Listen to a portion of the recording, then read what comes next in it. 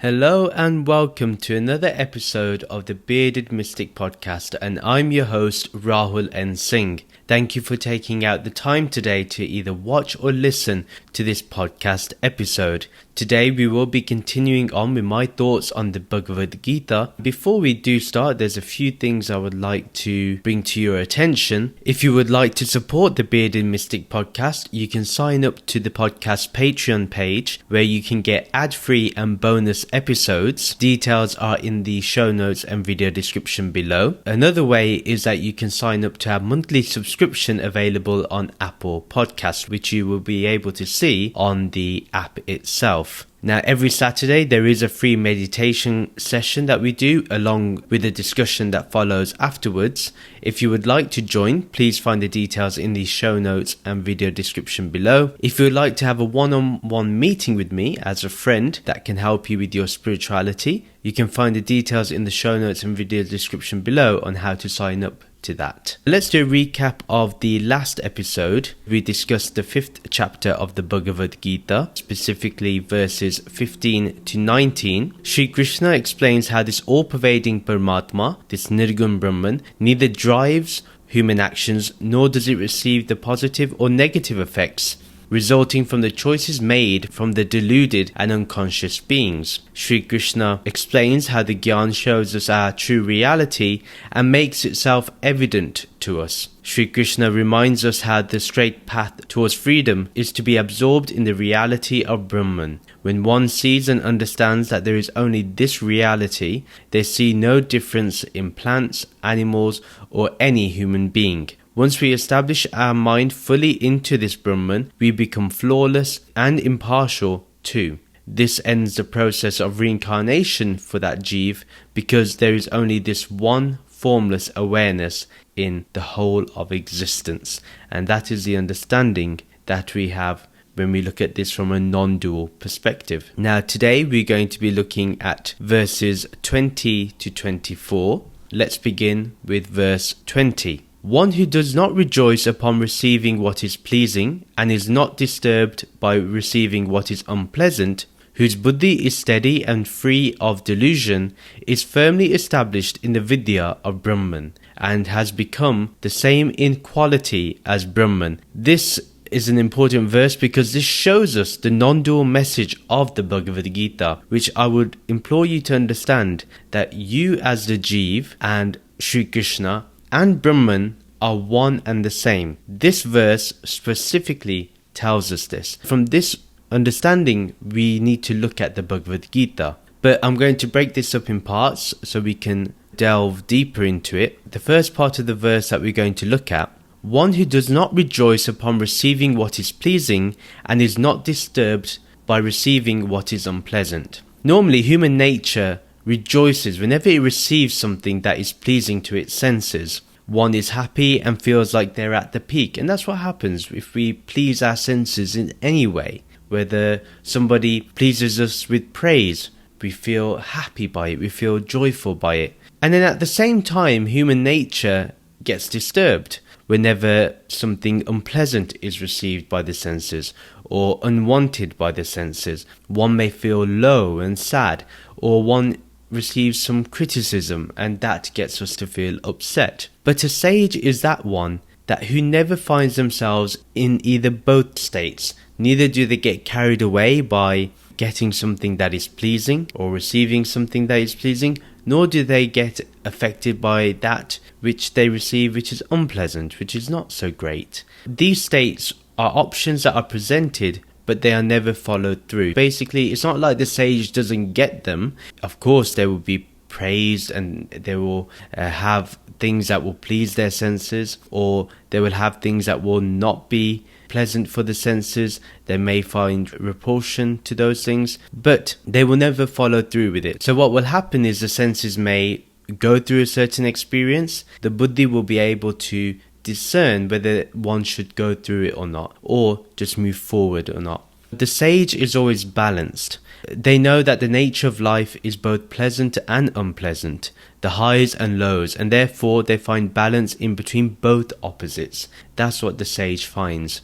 Once one is established in the eternal happiness of Brahman, what is pleasant and what is unpleasant, those two things will not occur when one is in the peaceful nature of the Nirgun Brahman, in the peaceful nature of awareness, of that formlessness that is within. This is established further in the next part, where Sri Krishna says, whose buddhi is steady and free of delusion, is firmly established in the Vidya of Brahman, and one has become the same in quality as Brahman. When one's intellect is steady, when its discernment is focused, when it is strong, and nothing can affect that discernment, that vivek, it doesn't move here or there, nor does it get swayed in any direction, nor does it fall under the delusion that it is the body and mind, but actually it understands completely that it is Brahman. Hence, firmly established in the knowledge of Brahman, they see that they are one and the same as Brahman. Remember, Brahman is Sat Chit Ananda, existence, consciousness, bliss. Its existence is infused within nature and all that we see. Its Chit, it's that awareness or consciousness. It is conscious of that existence, and because of that, its nature is blissfulness. It is always in bliss.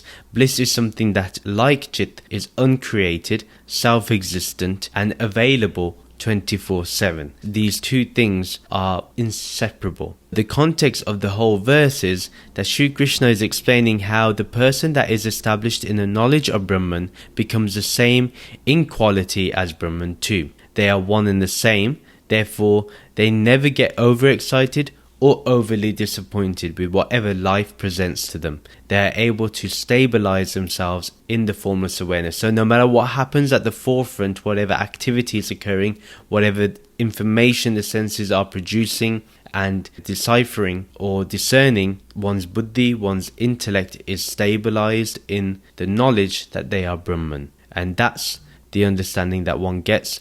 They are not deluded that they are this body and mind. They understand that they are this formless awareness. Verse 21, one who is unaffected by external sense perceptions, who derives joy only from direct perception of their Atma, and who, as the Atma is united with and situated within the energy of Brahman, ultimately achieves the highest state of transcendental sukh or happiness or bliss. The first part, one who is unaffected by external sense perceptions, who derives joy only from direct perception of their own Atma. So sense projections will always be there while we inhabit a body and mind. There is also nothing wrong with sense projections. There's no need to abstain away from having sense projections or the senses create any information. There is nothing wrong with that. If you enjoy the taste of a chocolate cake, you enjoy the taste of a chocolate cake. There's no need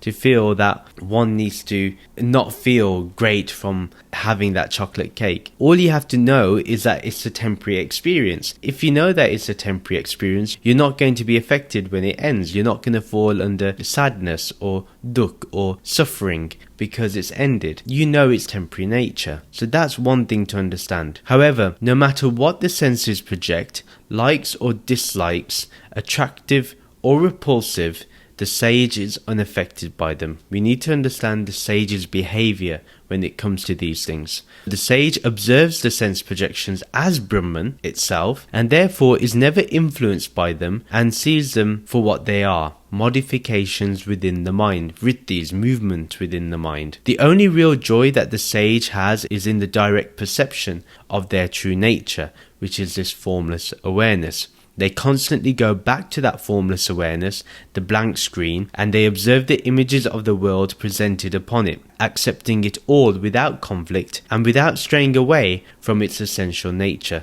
So utilizing that example of the blank screen, no matter what is presented on that blank screen, it remains itself. It remains as that formless awareness. The contents of that consciousness, the contents of that awareness will not affect that awareness itself. The contents remain as the contents should. And then the next part is, and who as the Atma is united and situated within the energy of Brahman, ultimately achieves the highest state of transcendental sukh or happiness. Due to knowing one's true nature, the mind is united with Brahman. The mind finds that the energy that is powering it is from Brahman itself. Whatever projections are created from the mind due to the senses is coming from that power of Brahman itself. Therefore, why should one condemn it? One does not need to renounce life in that way. That's the option that Sri Krishna is suggesting here.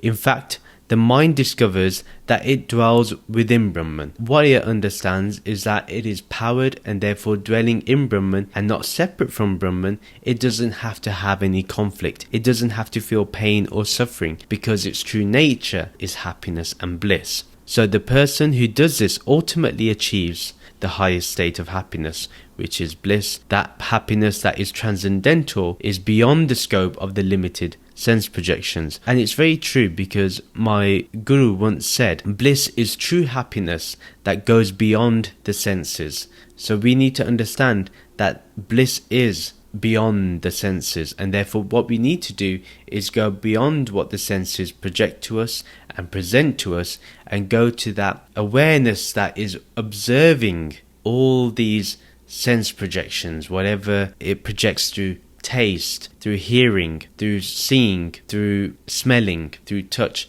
Remember that true nature within happiness is behind that always, like that screen. The context of the whole verse is that Sri Krishna is explaining how eternal happiness is found in getting the mind united with Brahman. Once the mind understands that it has an eternal connection with Brahman, then all delusion also goes away. Verse 22. The pleasures that arise from contact with the material senses are just like yonis, material wombs, which give birth to us, leading to material pleasures, but also inevitably lead us to pain and suffering. Arjuna, this is because all material pleasures have a beginning and an end. Therefore, one who is truly discerning does not seek delight in them. This is a very important verse about how to practically live in this world and yet not be of the world. So let's look at the first part of the verse that we want to look at. The pleasures that arise from the contact within the material senses are just like yonis, material wombs, which give birth to us, leading to material pleasures, but also inevitably lead us to pain and suffering. So Sri Krishna telling us the journey of what happens when we have contact with the material senses. So what we need to do, first of all, is understand that the origin of everything that is seen or perceived is limited and finite. It does not have a relatively long time span. Therefore, whenever we seek pleasure due to contact with material senses, that pleasure is misguided because it's not everlasting. It's not going to remain forever. Think about it. When you eat a scrumptious meal, or you get a new car, or a new house, in the beginning there's this great experience, there's this great happiness that you get, but eventually what happens is you forget about that happiness, because then you move on to the next thing. Maybe that car breaks down and that causes great suffering for you, or maybe you end up getting a stomach ache from eating something that you really like. That ends up becoming suffering and pain. And then on top of that, even if it's a new home, we end up feeling that it may be too small, or we need to downsize to a smaller home. Either way, something will lead to pain that eventually may lead to suffering, because we constantly think about that pain. Remember that these pleasures keep changing, so the material sense perceptions will also keep changing. Hence, they are at the very base level unreal, and because of that, they lead us to pain and suffering. Let me use an example of describing the difference between pain and suffering. That, remember, pain is I have a headache, and suffering is why do I always keep getting headaches? What did I do to deserve this headache? Why me? That's suffering. So suffering is all in the mind when we create mental thoughts that keep concentrating on that pain and then make it internalized towards the body and mind, because that's how we identify, especially towards the name and form. While pain is simply, you know you have a headache, you acknowledge the headache, and you may do something to relieve the pain or the ache from that particular point in the body, whether it's the head or anywhere else. Now, pleasures that arise from material senses, whether that is the sight of an attractive person or the taste and smell of delicacies, due to their limited nature, they will never satisfy us. Remember, the very nice slice of cake that you had 2 days ago is not there in your experience today. It literally is transient. That experience and joy does not last. It ends up being something very, very limited in time span. Then Sri Krishna in the next part of the verse says, Arjuna, this is because all material pleasures have a beginning and an end. Therefore, one who is truly discerning does not seek delight in them. Sri Krishna guides Arjuna that all material pleasures have a beginning and an end, therefore they are finite in nature. This is why the sage that is truly discerning and has strengthened their discernment, their vivek, they understand what is sat and asat, and therefore they do not seek delight in material pleasures. The sage understands at the core, material pleasures are asat, they are unreal, they are changing all the time. The only thing that does not change is one's awareness of these material pleasures. The context of the whole verse is that Arjuna is reminded by Sri Krishna that material pleasures have a finite existence, and therefore the sage must always discern so they do not get trapped in the cycle of seeking pleasure continuously. Verse 23, the person who is able to overcome the vegas, the urges of the senses, and the krodh, anger that arises when they are not fulfilled, is established in yoga and establishes a steady state of transcendental sukh. We're going to look at the whole verse here. So Sri Krishna wants us to understand that we can find eternal joy in this life itself, and that it is not poetic language or flowery language or unrealistic expectations, and neither is it impractical. We can find eternal joy in this very life itself. Firstly, we need to overcome the vegas, the urges of the senses. So being able to make the choice whether to follow the urge or not is possible. We need to catch our mind. We may not be successful at first, but the more we are aware, the better. The more we catch our mind falling under the urge of the senses, the better. It will take time for us to get out of traveling with the urges, but the more we observe ourselves, we don't need to feel guilty or anything. We can just understand that we got into the urge of the senses, we fell under the trap. Now we need to look at how we can avoid it the next time. That's all. There's no need to feel guilty. A lot of times people make you feel guilty. They say, oh, you're a sinner, or things like that. Don't follow those people. They look to create an inferiority complex in you. And if they create that inferiority complex, then you will always feel less than Brahman itself. They will always make you feel less than knowing what you really are. Therefore, do not allow them to cloud your judgment and cloud what you really are in your essential nature. Also, due to the urges of the senses, if we don't get what our senses want, then anger will arise, because we will have another opportunity to make that choice whether the anger is justified. So in most cases, if not all, it is not justified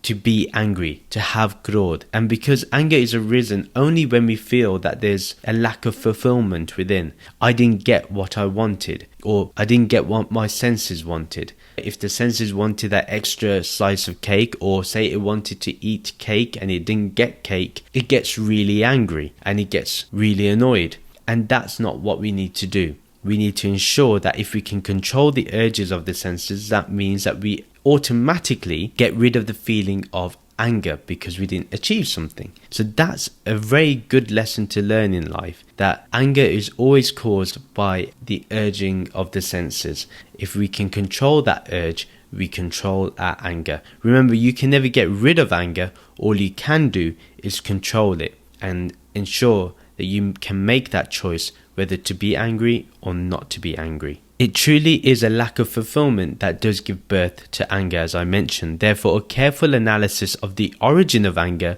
removes both the anger and the cause. So remember, the cause will be the urge of the senses. So whenever desire arises or anger arises, we can make the choice to either follow them through or not. That's the choice we can make. That's the discernment we can make. And we all now, as we've been learning all this in the Bhagavad Gita, in the previous episodes, and if you've joined this for the first time, I would encourage you to go back to the beginning and listen to the commentary of the Bhagavad Gita that I've given in this podcast, because this will then make it easier for you to understand what we mean right now. Remember that we can strengthen our discernment, strengthen our vivek. So the one who is able to transcend the desires of the senses and anger is fully established in yoga, fully in union with the divine. They are completely in oneness, and that is the ultimate realization. That's the ultimate goal that we need to attain. And Sri Krishna, what he means by a steady state,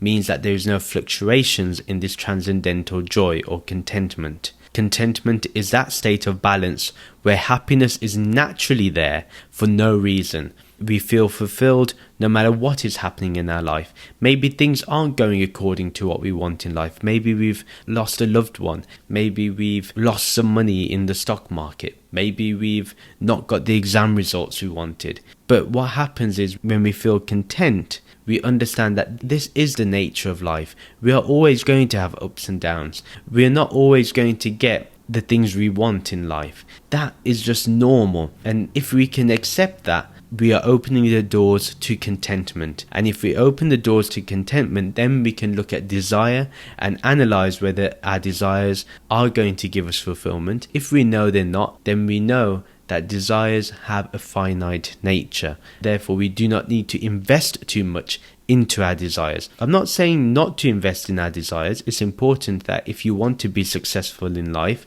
it's okay to have that desire to be successful in life. But remember, if one finds that there are impediments in that journey, there are roadblocks in that journey, that we don't fall under the delusion that we are failing and therefore we should not try. No, what we need to do is be pragmatic and understand that the road towards success is not straight, but it's one that has to go through many diversions. But remember that the straight path to liberation is by understanding that we are this formless awareness. So you have two things, one of the transactional reality and one of the ultimate reality. Ultimate reality is one that is you can go straight to freedom and understand that you are awareness through experiencing life itself. The fact that you are aware of listening to this podcast or watching this podcast, your awareness is key here. Your awareness is prior to everything that you experience.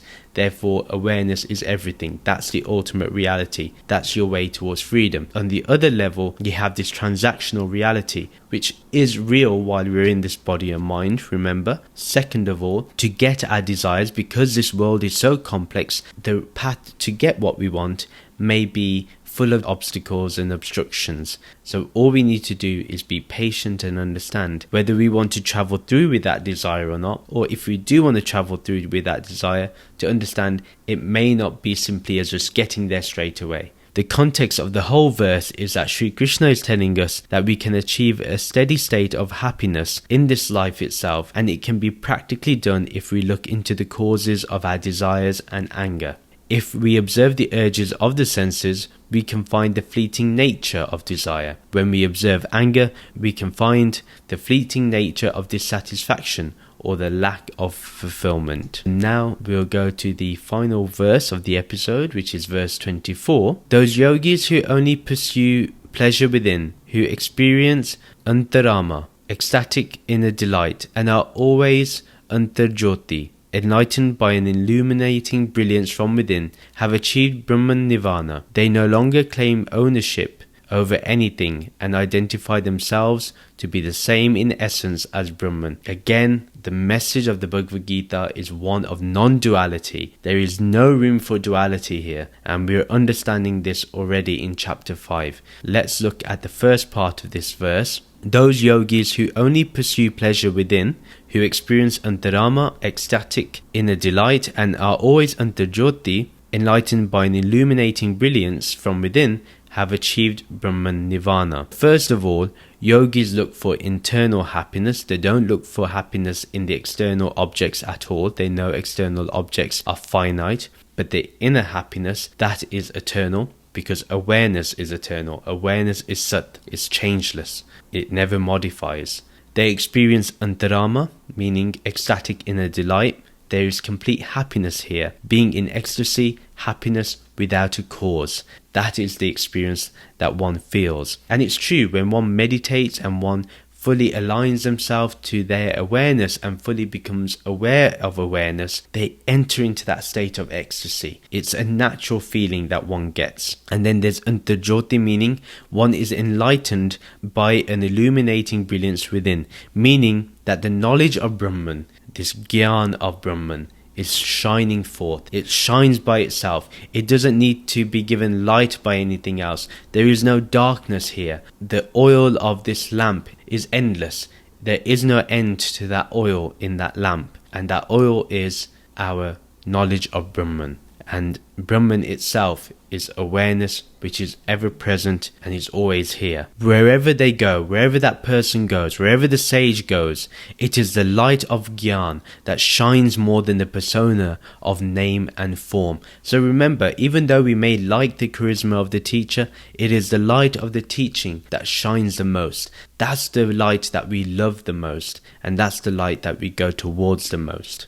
They attain freedom because they are Brahman itself. They understand fully that there is nothing but Brahman, and Brahman is the I Am. The I Am is one's awareness, one's consciousness, or that moment when one is aware of one's awareness. That is true enlightenment. They attain freedom. And Brahman Nirvana simply means that I am Brahman by nature, so none of this matter that I see, none of this material that I see and perceive through the senses is mine. Yeah, that's the understanding of Brahman Nirvana. Then the second part of the verse is, they no longer claim ownership over anything and identify themselves to be the same in essence as Brahman. So such people cannot claim to own anything, as we said by Brahman Nirvana. And because of this, they are always in freedom. Think about it. It's things that bind us. Remember, it's property that is signed in your name. A car is signed in your name. Everywhere there is something that is binding you to something.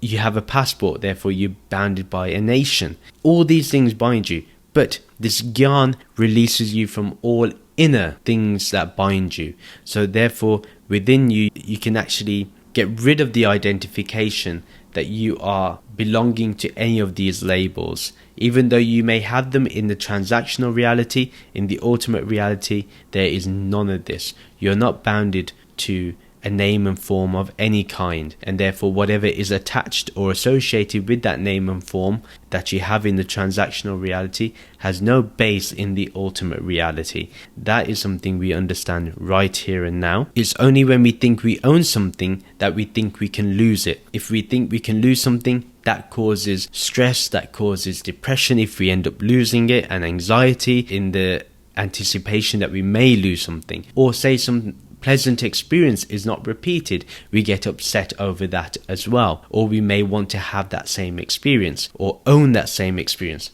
Therefore, the true sage is beyond that. They are always free from that. All material possessions do not belong to the yogi. It cannot be, because it all belongs to Bhumi Lok. It belongs to the earth. It belongs to nature. It belongs to the universe, to that transactional reality or Saguna Brahman. Nirgun Brahman owns nothing. Nothing belongs to Nirgun Brahman. Therefore, everything that you have is ingratitude towards the earth. The main thing is to see yourself as the same in essence as Brahman. You're one and the same as formless awareness. Be aware of awareness, therefore you go straight to consciousness. You go straight to the direct realization that there is only consciousness, and this is the only experience where one feels the vastness of that formless. You understand that you are shapeless. You understand that you are imageless. You are contentless.